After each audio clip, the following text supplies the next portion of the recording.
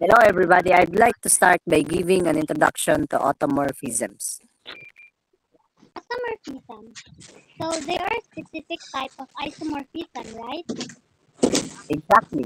Before diving into automorphisms, let's quickly recap what an isomorphism is. It's a bijective function between two groups that preserves the group structure. So, it's like when you rearrange a puzzle, but all the pieces still fit together the same way. Precisely. Now, an automorphism is a special case where the group where mapping is the same as the one we are mapping to. So it's like a group mapping to itself. So can you give So can an you give example us an to example to visualize this? visualize this? Sure. Let's take the complex numbers with addition.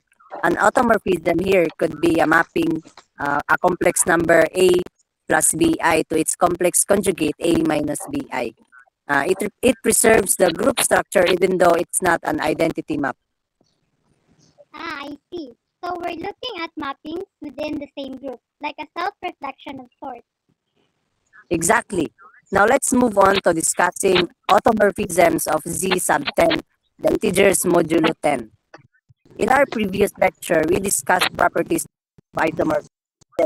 One property was that if two cyclic groups are isomorphic, a generator of the first group must map to a generator of the second group.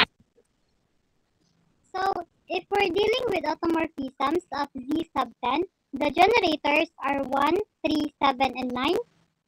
Right. And since one is a generator, it must map to another generator under any automorphism. So, if 1 maps to 7, for example, 7 must be a generator. Precisely. And there are only four possible automorphisms of Z sub 10, depending on where one gets mapped alpha sub 1 or alpha sub 3, alpha sub 7, and alpha sub 9. Can you Can explain you how explain how each each of of these these automorphism automorphisms maps an maps arbitrary an input arbitrary input K? K? Of course, since one determines the entire map, for example, A sub 3, um, alpha sub 3 maps any input K to 3K. So each automorphism is uniquely determined by where one gets mapped. Exactly. Let's visualize this with a Cayley table. Here's a visualization of alpha sub 3. On the left, we have the part of multiplication table for Z sub 10, and on the right, the map elements under alpha sub 3.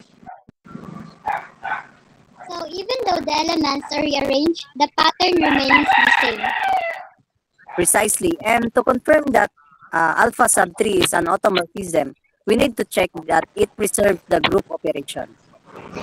So, we need to ensure that alpha sub 3 times a plus b is equal to alpha sub 3 times a plus alpha sub 3 times b. Exactly. And though the distributive property, we can confirm that alpha sub 3 indeed preserves the group operation. So in summary, each automorphism of Z sub 10 is uniquely determined by where one gets mapped, and they all preserve the group structure. Precisely. And that concludes our introduction to automorphisms. Right. Right.